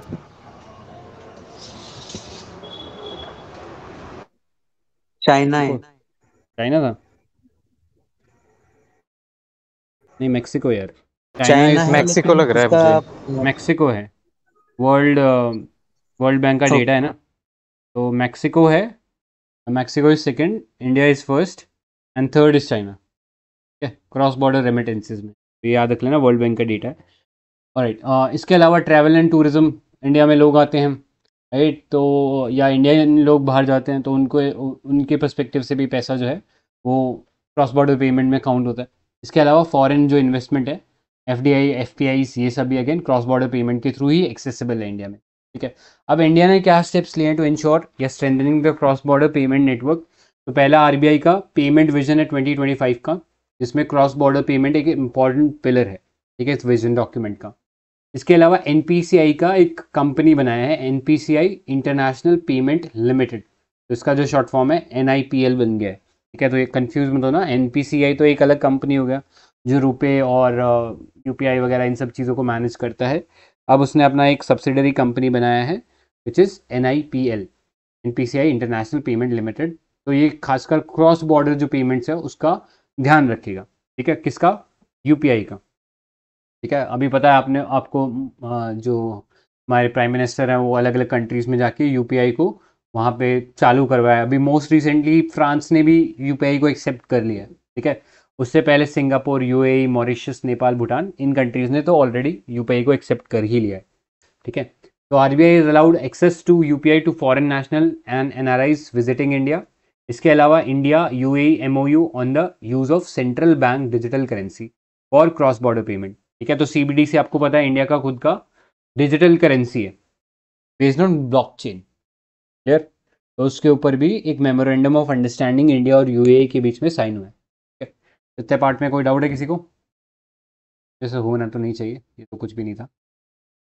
आगे चलते हैं, ये थोड़ा पार्ट सब्सटैंटिव है, यहाँ ध्यान देने की ज़रूरत है, ठीक है। तो देखो सेबी के बारे में है, security and exchange board of India. तो अभी इन्होंने बेसिकली लॉन्च किया है investor risk reduction access platform, ठीक है, एट बॉम्बे स्टॉक एक्सचेंज। इस साल का जो प्रीलिम्स था ना, उसमें एक बहुत भारी भरकम टर्म पूछ लिया था, मतलब ऐसा लग रहा था किसी ट्रेडर के उससे ही कुछ जो पढ़ता है ना, वो पता नहीं क्या पूछ लिया था, डेल्टा पूछ लिया था, ऐसा ओमेगा कुछ पूछ लिया था, थीटा थीटा ऐसा कुछ था। बीटा बीटा वैल्यू भी था, बीटा हाँ वैल्यू। Beta value. तो वो बेसिकली वो जो चेंजेस बीटा होते वैल्यू। हैं ट्रेडिंग वगैरह के अंदर, तो बड़ा भारी टर्म पूछ लिया था, बट ठीक है कोई बात नहीं। चेंजेस वो in equity with respect to changes in index. मेरा तो सही था, लेकिन बहुत लोगों का गलत हुआ था। तो ये चीज़ें हैं कि चलो ठीक है, उतना डेप्थ में तो जाएगा तो कोई कुछ नहीं कर सकता वहाँ। तो अगर आपने कभी करी हो थोड़ी बहुत ट्रेडिंग वगैरह तो पता होता, बाकी तो मोस्टली तो नहीं पता था। बट अगेन कहने का मतलब ये नहीं है कि हर बार ही उतना टफ क्वेश्चन आएगा, लार्जली जो क्वेश्चन है इन्हीं न्यूज़ के अराउंड ही रिवॉल्व करना चाहिए, ठीक है। तो ये देखो investor risk reduction access platform क्या होता है, इसके बारे में जानो। तो ये एक प्लेटफॉर्म डिजाइन किया गया है to reduce the risk face by investors in eventuality of a technical glitch at the trading members and at both primary site and disaster recovery site, ठीक है। अब सपोज ट्रेडर होता है, तो ट्रेडर का क्या काम है, डेली उसको पैसा लगाना है और डेली उसको पैसा निकालना है, ठीक है। दिन के स्टार्ट में वो शायद पैसा लगाएगा और दिन के एंड में वो पैसा निकालेगा उसमें, लेट्स से। लेकिन ऐसा करते वक्त कभी हो सकता है टेक्निकल ग्लिच आ जाए, ठीक है, बीएसई या एनएसई की साइट पे। तो ऐसे में हो सकता है कि उसने सपोज बेचने के लिए लगा रखा था, लेकिन वो टेक्निकल ग्लिच की वजह से वो लगा ही नहीं हो और उससे उसको करोड़ों का नुकसान हो सकता है, ठीक है। ये तो एक सिंगल ट्रेडर की बात होगी, लेकिन ऐसे बहुत सारे ट्रेडर हो सकते हैं, कलेक्टिवली बोले तो लाख मतलब 1000 करोड़ों का नुकसान हो सकता है इससे, राइट। तो ऐसा नुकसान से बचाने के लिए इन्वेस्टर्स को या जो ट्रेडर्स हैं उनको बचाने के लिए basically investor risk reduction access platform बनाया गया है, ताकि अगर कोई ऐसा ग्लिच आए तो वहाँ पे ये जो मेंबर्स हैं या जो ट्रेडर्स हैं इनको जो भी रिस्क है, ठीक है, जो भी फाइनेंशियल लॉस ये फेस कर रहे हो उसमें बचाया जा सके, ठीक है। तो इस तरीके से ये प्लेटफॉर्म सेबी ने डिज़ाइन किया है और इसको अभी लॉन्च किया था बीएसई के ऊपर, ठीक है। तो आपको पता है बॉम्बे स्टॉक एक्सचेंज है हमारे पास, फिर और भी बहुत सारे स्टॉक एक्सचेंजेस हैं जैसे एनएसई वगैरह हो गया, ठीक है। तो अभी ये केवल बीएसई पे लॉन्च हुआ था। नेक्स्ट अगर बात करें तो it will be available to trading members supporting internet based trading and security through wireless technology for their investors, ठीक है। जितने भी ट्रेडिंग मेंबर्स हैं सभी को जो भी इंटरनेट के थ्रू ट्रेडिंग या सिक्योरिटीज़ का जो भी लेन देन है वो प्रोवाइड करा रहे हैं, उन सभी के इन्वेस्टर्स को ये जो इन्वेस्टर रिस्क रिडक्शन जो एक्सेस प्लेटफॉर्म है उसका एक्सेस मिलेगा। अब ये जो प्लेटफॉर्म है this has been developed jointly by all stock exchanges. तो इसमें हमारा बीएसई आ गया, एनएसई आ गया, एनसीडीएक्स, एमसीएक्स और metropolitan stock exchange of India. तो इन लोगों ने मिलकर बनाया है ये आपको पता होना चाहिए। This is a new development. Next SEBI है। तो सेबी को इस्टेब्लिश किया गया था इन 1988, ठीक है। तब ये एक एग्जीक्यूटिव बॉडी के तौर पे बना था, बाद में स्टैट्यूटरी बॉडी बना। तो स्टैट्यूटरी बॉडी मतलब बाद में इसके लिए एक एक्ट आया था 1992 में, known as the security and exchange board of India act 1992, ठीक है। तो ये पता होना चाहिए कि इसका एस्टेब्लिशमेंट कब हुआ था और ये भी कि ये एक स्टैट्यूटरी बॉडी है। नेक्स्ट चीज़ बात करें इसके ऑर्गेनाइजेशनल स्ट्रक्चर की, तो इसमें बेसिकली 9 मेंबर्स होते हैं। एक चेयरमैन है जो कि अपॉइंटेड होता है बाय द सेंट्रल गवर्नमेंट, ठीक है। तो ये ध्यान देना, ऑल दो स्टैट्यूटरी बॉडी है लेकिन इसके जो हेड है या जो चेयरमैन है he is appointed by the central government, ठीक है। इसके अलावा 4 फुल टाइम मेंबर्स होते हैं और 4 जो है इसमें पार्ट टाइम मेंबर्स होते हैं, ठीक है। तो ये चीज़ें याद रखनी है आपको, एडिशनल डिटेल है। Of which a board member is appointed by RBI and 2 board members by ministry of finance and 5 members by the central government. ठीक है, तो एक बोर्ड मेंबर आरबीआई की तरफ से, 2 बोर्ड मेंबर जो है ministry of finance and 5 members bye the centre. तो ये इसका बोर्ड होगा, ठीक है, सेबी का। अब सेबी के फंक्शंस की बात करते हैं। तो पहला, एक तो इन्वेस्टर्स को प्रोटेक्ट करना, ठीक है, क्योंकि जब भी कोई कंपनी आती है वो इन्वेस्टर्स का पैसा उठाती है, ठीक है। अब वो इन्वेस्टर्स के प्रति बेसिकली रिस्पॉन्सिबल रहे, इसके लिए सेबी जो है इंश्योर करता है कि जो इन्वेस्टर्स हैं उनका इंटरेस्ट मेंटेन रहे या उनका इंटरेस्ट सिक्योर रहे। नेक्स्ट, रेगुलेट करना स्टॉक एक्सचेंजेस को, प्रोहिबिट करना इनसाइडर ट्रेडिंग्स के अलावा registering and regulating the stock brokers, सब ब्रोकर्स या शेयर ट्रांसफर एजेंट एक्सेट्रा। जितने भी ब्रोकर्स होते हैं, ब्रोकर्स मतलब ऐसे इंस्टीट्यूशंस जिनके बिहाफ पे आप ट्रेडिंग कर सकते हो, वो सब आरबीआई मेंटेन करता है। इसके अलावा investor education and training intermediaries, ठीक है, तो इन्वेस्टर ट्रेनिंग जो है उसके लिए या अवेयरनेस के लिए भी काम करता है। तो ये चीज़ें आपको पता होना चाहिए। इसके अलावा लेट्स से अगर सेबी का कोई डिसीजन आता है, किसी के ऊपर पेनल्टी लगाता है, तो उसके अगेंस्ट अपील कहाँ पे कर सकते हैं हम लोग? किसी को आइडिया है कि अगर सेबी के खिलाफ अपील करनी है डिसीजन के खिलाफ, तो वो अपील कहाँ पे जाएगा? SAT, correct, securities appellate tribunal, उसके पास जो है अपील जाएगा। तो ये पता होना चाहिए। ये भी अगेन इसी सेबी एक्ट के थ्रू बना था, ठीक है। इसके अलावा रिसेंटली ना एक न्यूज़ में एक पोर्टल आया था कॉल्ड स्कोर्स पोर्टल, का आइडिया किसी को? ये किस लिए था?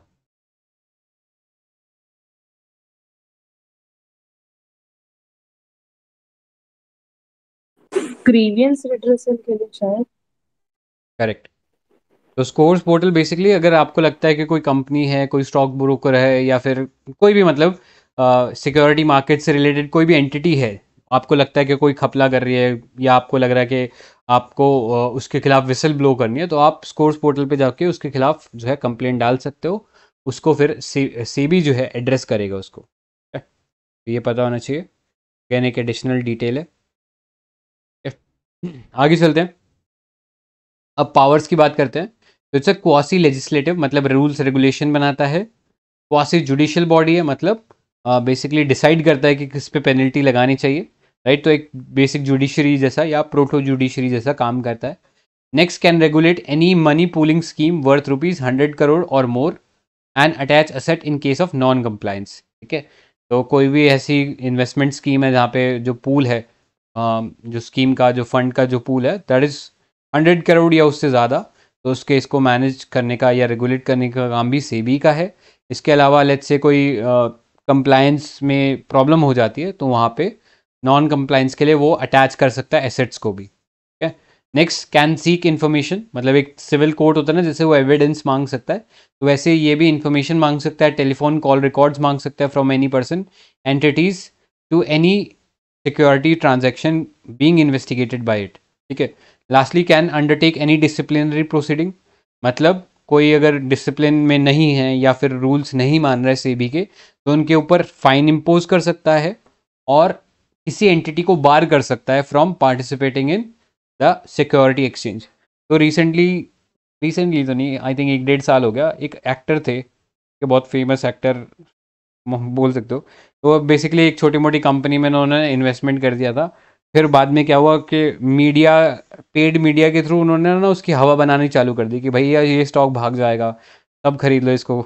तो लोगों ने ना उसको ख़रीदना चालू कर दिया, तो अब सब जब बहुत ज़्यादा बायर्स आ जाते हैं तो प्राइस इन्फ्लेट हो जाता है, तो उसका प्राइस बहुत ज़्यादा चढ़ गया था, जबकि कंपनी थी कुछ नहीं, छोटी सी कंपनी थी, बट उसको हवा बना के मीडिया चैनल्स के थ्रू और उसको एक तरीके से इन्फ्लेट कर दिया उसका प्राइस, और फिर फटाफट बेच के निकल गए।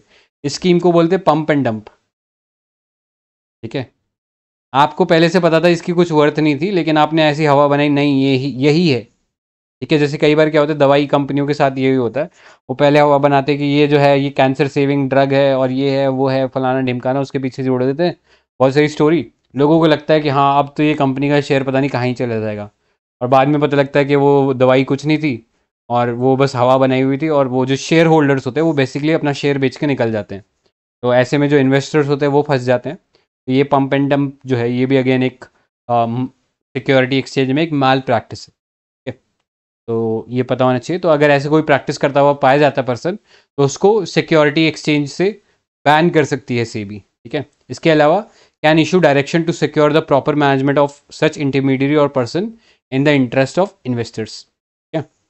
अब जो भी फाइन लगता है ना, वो बेसिकली जो investor protection and education awareness जो फंड होता है उसके अंदर वो पेनल्टी वाला पैसा चला जाता है, ठीक है। तो ये भी बताना चाहिए आपको। अब रिवाइज कर दिया गया टाइमलाइन, कुछ इनिशिएटिव रिसेंटली आरबीआई सेबी ने जो लिए हैं वो भी अपने को पता होने चाहिए। Revised timeline for initial public offering, IPO आपको पता ही है, कोई कंपनी सपोज पब्लिक हो रही है, ठीक है, पहले प्राइवेट होती है कंपनी, पब्लिक मतलब अब इन्वेस्टर से जो जनरल पब्लिक है उससे पैसा उठा रही है, तो आप भी जाके क्या कर सकते हो, उसका शेयर खरीद सकते हो, ठीक है। तो इनिशियली जब ये पहली बार होता है तो ये क्या करते हैं, आईपीओ इश्यू करते हैं। आईपीओ का full form initial public offering, ठीक है। अपने जो कंपनी के जो एसेट्स हैं उनको वो बेच रहे हैं, ठीक है, या उसके कुछ शेयर्स आपको बेच देंगे, आप वो शेयर खरीद सकते हो और कंपनी में एक कुछ certain percentage of ownership acquire कर सकते हो, ठीक है। तो ये आईपीओ होता है और ये कहाँ पे होता है, प्राइमरी मार्केट में। एक बार आईपीओ आ गया उसके बाद ये जो शेयर हैं ये फिर सेकेंडरी मार्केट पे बिकते हैं, जो ये बीएसई एनएसई ये सब सेकेंडरी मार्केट्स पे फिर उनकी जो बाइंग और सेलिंग की जा सकती है, ठीक है। तो इनिशियली प्राइमरी मार्केट में आता है और उसके बाद सेकेंडरी मार्केट पे सेल कर सकते हो आप। अब एक चीज़ याद रखो, ये इन्फॉर्मेशन पुरानी हो गई है, इन्होंने बहुत लेट कर दिया, आजकल T+1 सेटलमेंट डे हो गया, ठीक है। जैसे T+1 सेटलमेंट डे का मतलब क्या है, कोई भी कंपनी जब आईपीओ निकालती है तो वो बोलती है लेट्स से आज 26 फरवरी मान लो, ठीक है, 26 फरवरी टू 29 फरवरी तक आप बेसिकली आईपीओ के लिए अप्लाई कर सकते हो, ठीक है। 29th डे पे हम लोग बोल देते हैं कि ये टी डे था जिस दिन एक्चुअली ट्रांजेक्शन लास्ट हुई। अब T+1 मतलब अगले दिन में आपको उसे अलॉटमेंट देना है, ठीक है, तो अगले दिन में अलॉटमेंट हो जाना चाहिए। तो अब ये अलॉटमेंट का जो सिस्टम है T+1 डे पे आ चुका है, पहले T+3 था, मतलब T+1 पे आ चुका है, ठीक है, कि अगले दिन ही आपको अलॉटमेंट एक दिन 24 आवर्स के बाद हो जानी चाहिए, ठीक है। तो ये पैसा कहाँ आता है फिर आपके, या ये शेयर कहाँ पे आता है, ये आता है आपके डीमैट अकाउंट पे, ठीक है। और ये डीमैट अकाउंट आप किसके साथ बनाते हो, ये आप बनाते हो ब्रोकर के साथ। या वो ब्रोकर कौन होता है, जो कि बेसिकली आपका जो डीमैट है या जो शेयर्स का जो अकाउंट है उसको डीमैट बोलते हैं, वो आपका अकाउंट जो है वहाँ पे शेयर आ सकता है, ठीक है। और फिर आप उसको बेचोगे कहाँ, उस शेयर को, तो आप स्टॉक एक्सचेंज पे उस शेयर को बेचोगे, ठीक है। क्लियर है, इसमें किसी को कोई डाउट वगैरह है? राइट, आगे चलते हैं। नेक्स्ट देखो, नेक्स्ट एक और सेबी ने एक बहुत इंपॉर्टेंट स्टेप लिया है which is the BRSR core framework, ठीक है, core framework for assurance and ESG disclosure for value chain. ESG क्या होता है, it is environmental, social and governance, ठीक है। तो पहले हम लोगों ने ना स्टार्टिंग में जब कंपनीज आती थी तो उनका एक ही मकसद होता था, दैट वाज प्रॉफिट, ठीक है, एंड विच इज़ अंडरस्टैंडेबल कि प्रॉफिट के लिए आए हैं। लेकिन धीरे धीरे जब कंपनी का साइज बड़ा हो जाता है तो वहाँ पे उसकी बहुत सी रिस्पॉन्सिबिलिटीज और जुड़ जाती हैं, ठीक है। अ पर्सन विद, वो कहावत है ना, with great power comes great responsibility, तो same thing with money also, with great money comes great responsibility. तो वहाँ पे आपके पास कुछ नॉर्म्स है सोसाइटी के जो आपको फॉलो करने चाहिए। You have to take care of the environment, you have to take care of the society and you have to take care of the governance, या इस केस में कॉर्पोरेट गवर्नेंस की हम लोग बात कर रहे हैं, ठीक है। सो इसे ESG नॉर्म्स बोलते हैं, ESG फ्रेमवर्क बोलते हैं। These framework help stakeholders to understand how an organization is managing risk and opportunities related to ESG criteria, ठीक है। तो अगर मैं कोई इन्वेस्टर हूँ या मैं कोई स्टेक होल्डर हूँ उस कंपनी में, तो मुझे पता लगता है रहेगा कि कंपनी किस टाइप से काम कर रही है।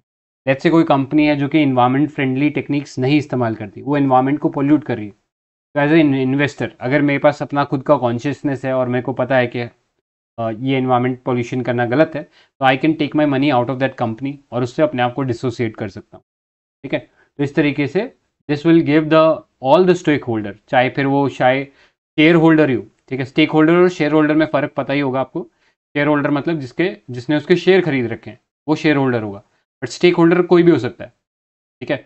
लेट्स से मैं अगर किसी बड़े इंडस्ट्रियल कॉरिडोर में रह रहा हूँ, तो वहाँ पे अगर मेरा घर है तो उसके आसपास अगर कोई फैक्ट्री पोल्यूशन कर रही है तो वो मेरे को डायरेक्टली इम्पैक्ट करेगी। तो उस केस में even though I am not involve with the business of the company, but मैं भी एक स्टेक होल्डर हूँ, ठीक है। तो स्टेक होल्डर एक वाइडर टर्म है, वहाँ पे सोसाइटी और नॉर्मल सिविलियंस भी आ जाएंगे। ठीक है।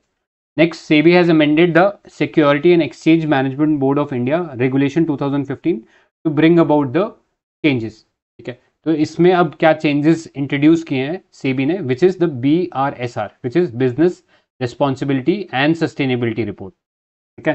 तो जितने भी अब टॉप की जो लिस्टेड कंपनीज हैं, ठीक है, टॉप 250 लिस्टेड कंपनीज हमारे स्टॉक मार्केट के ऊपर बेस्ड ऑन मार्केट कैपिटलाइजेशन, ठीक है, जितना बड़ा उसका मार्केट कैप है उसके हिसाब से जो टॉप की 250 कंपनीज होगी उन सब के ऊपर ये BRSR जो रिपोर्ट है ये लागू होगी, उनको मैंडेटरी करनी है। इसके अलावा अगर कोई कंपनी वॉलेंट्री करना चाहती है तो वो भी कर सकती है। ठीक है, किसी को रोका नहीं गया है, अगर आप करना चाहते हो तो आप कर सकते हो। बाकी जो 250 टॉप कंपनीज हैं उनके ऊपर तो डेफिनेटली लागू होगा ये। ठीक है। अब इस BRSR के अंदर एक नया जो है फ्रेमवर्क लाया गया, which is the core framework. ठीक है। तो ये जो रिपोर्ट है ये काफ़ी बड़ी है, इसमें बहुत सारी चीज़ें आ जाती है। ESG अगर आप इसको फर्दर खोलोगे तो इसमें बहुत सारी चीज़ें मिल जाएंगी कि आप कंपनी के अंदर जेंडर पैरिटी रख रहे हो कि नहीं रख रहे हो, आप कंपनी के अंदर जेंडर गैप रिड्यूस करने के लिए क्या कर रहे हो, बहुत सारी चीज़ें आ जाती है, तो बहुत बड़ी रिपोर्ट बन जाती है। तो ऐसे में कुछ इंपॉर्टेंट पैरामीटर्स जो सभी इन्वेस्टर्स के वो बोल सकते हैं कि ज़रूरत के होंगे, काम आएंगे, फटाफट एनालाइज करने में हेल्प करेंगे, तो वो सारे पैरामीटर BSR कोर में कहलाएंगे। ठीक है। तो BRSR core is a subset of BRSR consisting of key performance indicator under 9 ESG attribute. ठीक है। तो BRSR जो है एक बहुत बड़ा रिपोर्ट है, उसके अंदर BSR कोर जो है एक छोटा सा सबसेट है, बट इसमें 9 इंपॉर्टेंट परफॉर्मेंस इंडिकेटर हमें मिलेंगे अंडर ऑफ द ESG। ठीक है। अब keeping in the view relevance to India and emerging market context, few new KPIs have been identified for assurance such as job creation in small towns, openness of business, gross wages paid to women, etc. ठीक है। तो ये कुछ examples हो गए कि क्या क्या पैरामीटर्स आपको इन BRSR जो कोर रिपोर्ट है इसके अंदर आपको क्या क्या की परफॉर्मेंस इंडिकेटर्स मिलेंगे, जिनके कुछ एग्जाम्पल आपने देखे। क्या वो छोटे टाउन्स में जॉब क्रिएट कर रहा है, क्या जो बिज़नेस है वो ओपन तरीके से है, मतलब ट्रांसपेरेंट तरीके से बिजनेस कर रहे हैं, क्या जो वुमेन को जो ग्रॉस वेजेस दी जा रही है वो बराबर है as compare to man, right. So these are some of the examples included in the BRSR core. ठीक है। इसमें किसी को कोई डाउट है? तो डाउट है कि इतना पार्ट में किसी को? ऑलराइट, फिर आगे देखो। नेक्स्ट है ESG disclosure for value chain. तो अब जो कंपनीज हैं वो अपना जो वैल्यू चेन है, ठीक है, value chain in the sense कि किसी से वो सामान परचेज करे होंगे वेंडर से, फिर आगे किसी को डिस्ट्रीब्यूट करे होंगी। ठीक है। तो जो अपस्ट्रीम और जो डाउनस्ट्रीम पार्टनर है उससे भी उनको होने वाला जो भी वैल्यू चेन के अंदर जितना भी ESG हो सकता है वो भी उन्हें एक्सप्लेन करना है। तो this will be applicable to the top 250 listed companies by the market capitalisation from the year 24-25। तो याद रखना है ESG डिस्क्लोजर जो है वैल्यू चेन के ऊपर भी लगेगा फ्रॉम द ईयर 24-25, और किस पे लगेगा? जो टॉप 250 एंटिटीज़ हैं उन सब के ऊपर लगेगा। और वैल्यू चेन में this would encompass top upstream and downstream of a listed company cumulatively comprising 75% of its purchases और सेल्स। ठीक है। जो जो एंटिटी इसका 75% जो परचेज और सेल के अंदर आ जाएगा उन एंटिटीज़ के बारे में भी जानकारी देनी पड़ेगी under the ESG disclosure for value chain. ठीक है। तो ये था सेबी के बारे में। अब इसके अलावा रिलेटेड न्यूज़ में डब्बा बॉक्स ट्रेडिंग हो गया। तो ये बेसिकली एक इनफॉर्मल टर्म है डब्बा बॉक्स, या मतलब डब्बा मतलब जो हिंदी में डब्बा होता है ना, तो इसलिए बॉक्स ट्रेडिंग भी बोलते हैं। तो NSE ने अभी नोटिस इशू किया है कुछ एंटिटीज़ को इन्वॉल्व इन डब्बा ट्रेडिंग। तो डब्बा ट्रेडिंग एक इनफॉर्मल ट्रेडिंग का तरीका है which take place outside the purview of stock exchange. ठीक है। जनरली क्या होता है, अगर आपको कोई शेयर खरीदना है तो आप क्या करते हो, स्टॉक एक्सचेंज पे आते हो, वहाँ पे उसको परचेज़ की बिड लगाते हो, अगर वो परचेज़ उतना उसका लेवल आ गया तो आप उसको खरीद के अपने डीमैट में रख सकते हो। सिमिलरली आपको अगर बेचना है तो आप एक प्राइस सेट कर दोगे और मार्केट के ऊपर उसे बेच दोगे। ठीक है। अब उसके बदले में स्टॉक एक्सचेंज आपसे कुछ टैक्सेस वसूल कर सकता है। ठीक है। जैसे सिक्योरिटी एक्सचेंज टैक्स हो गया, STT हो गया, सिक्योरिटी ट्रांजेक्शन टैक्स, राइट। ये सब चीज़ें टैक्सेस आपसे वसूल होता है।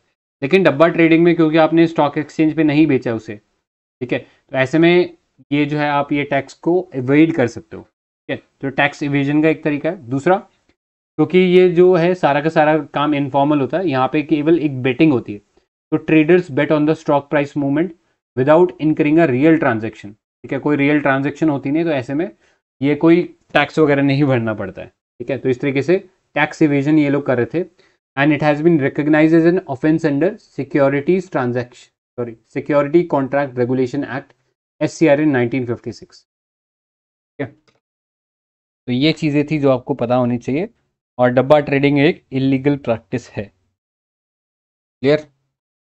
कोई डाउट इतने पार्ट में? चलो सही है। कोई और डाउट किसी को? 2022 में एक क्वेश्चन आया था, तो ट्रू और फॉल्स बताना। जो क्रेडिट इंफॉर्मेशन कंपनीज होते हैं are regulated by SEBI, true और फॉल्स? ट्रू। नहीं, ये फॉल्स है। ये आरबीआई रेगुलेट करता है।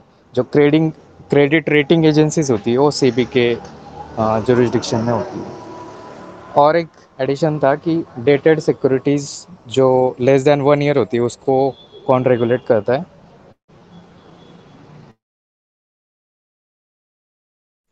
आरबीआई। सही है। लेस देन 1 ईयर है तो आरबीआई करती है, और मोर देन 1 ईयर है तो सेबी।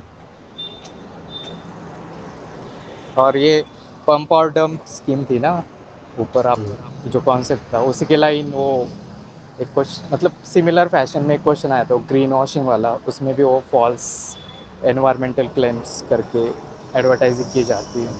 उसके रिलेटेड और एक कीवर्ड है कि डार्क पैटर्न्स, वही फॉल्स इंफॉर्मेशन रिगार्डिंग प्रोडक्ट्स।